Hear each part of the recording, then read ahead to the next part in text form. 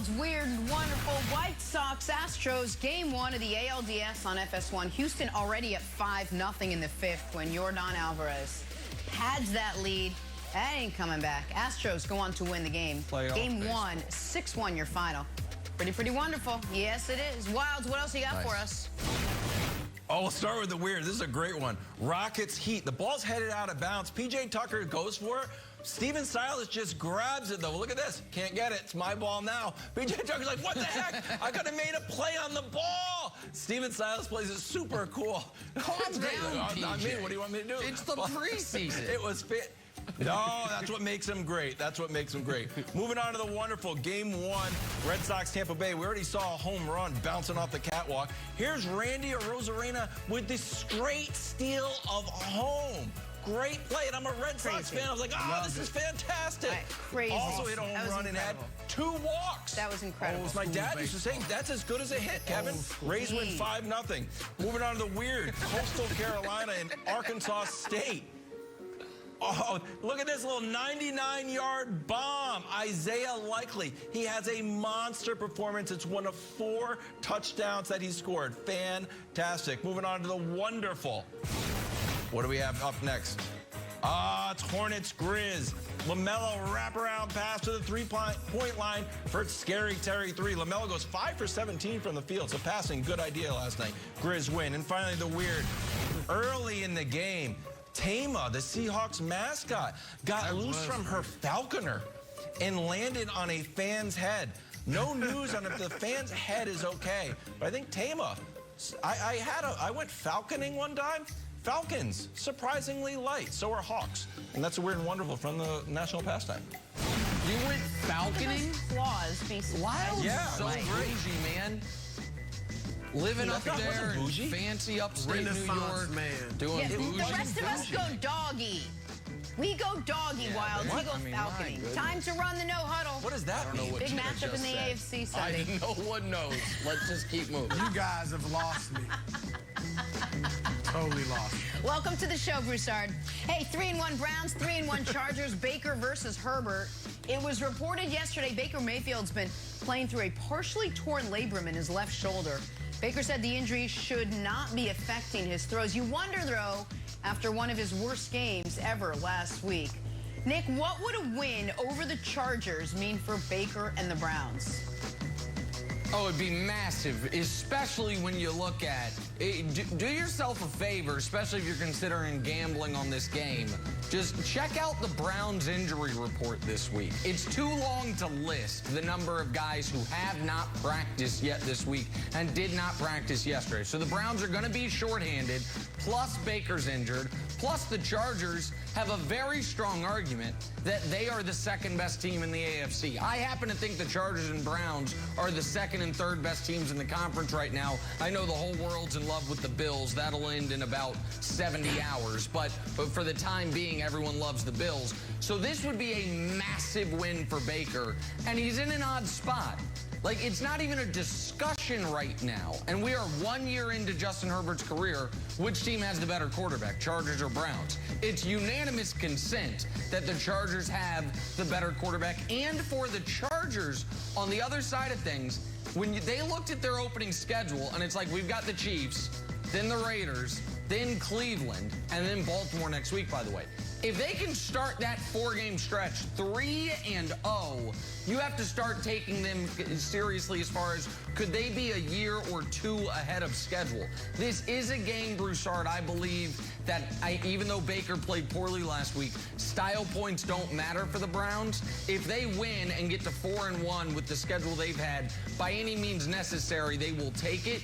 Obviously, Baker would like to play well, and I think given the injuries, he's going to have to play well for them to beat the Chargers. It would be a massive victory for them, but I think they're in a really rough spot given all their injuries.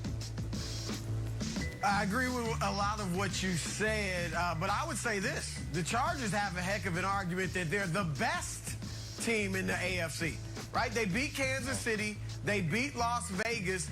They could very easily be 4-0. They would have beat Dallas, but they took away their own 2 touchdowns of their own with penalties. So they're playing great football. So, yeah, if the Browns beat them, as you said, with all the injuries, that is huge. And I do agree with you. Whether Baker plays well or not, it's impressive. Imagine if they beat the Chargers with Baker struggling. And the Chargers haven't been great against the run. We know that's a strength of the Browns, so that's something on their side, a check mark that if they should be able to run the ball on Sunday. But Baker, you need him to start playing well. And really, you need it for this reason, Nick. He needs to show that he can perform well with his most talented wide receiver on the field. That's Odell Beckham Jr. And I don't put any of this on Odell, really. But I don't. You see it right there. We know last year that Baker played much better once Odell went down and got injured. This year he was completing 81% of his passes in the first 2 games without Odell.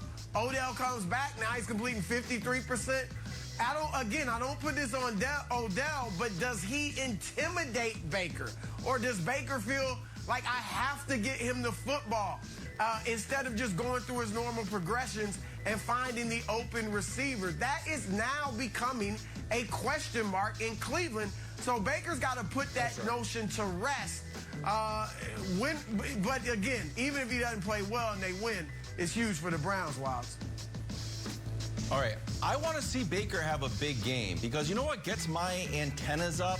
Torn labrums, partially or fully. And here's why. I'll give you a specific little story. When I was doing the jump with my old buddy, Tracy McGrady, Tracy went on there. He was talking about, I think, Paul George struggling. And Tracy just out of the blue didn't tell anybody. He's like, I think he's got a torn labrum. Where I was like, oh, dude, you kind of can't do that. Can't just, like, diagnose guys. You're not a doctor. And he had a torn labrum. And Tracy talked about his torn labrum and how brutal it was. So the news came out that Baker has a partially torn labrum. I was like, okay, not quite sure where that is in your body. I couldn't really point to it or draw it. So I guess that'll be all right if it's only partially torn. I just am very nervous about this, and everybody seems to be saying it's not a big deal. The fact that it's out and he's struggling is a bigger deal for me than everybody else. Maybe I'm wrong. I'd like to be wrong. Maybe he can play through it the whole season, but my level of Baker alert went from here to up here because of that partially torn labrum. I'm a labrum guy. Everybody knows it. Fair. I actually like how cautious you are with everybody in their health status. That's fair. It's tough Thursday night football. Matt Stafford and the Rams offense came alive in the second half last night against Seattle. Scored 23 after the break to come back and beat the Seahawks. They now improved to 4-1, piling up 476 yards of total offense in the process. Hey, Broussard, were you impressed by Matt Stafford last night? In the second half, yes. He looked good after halftime.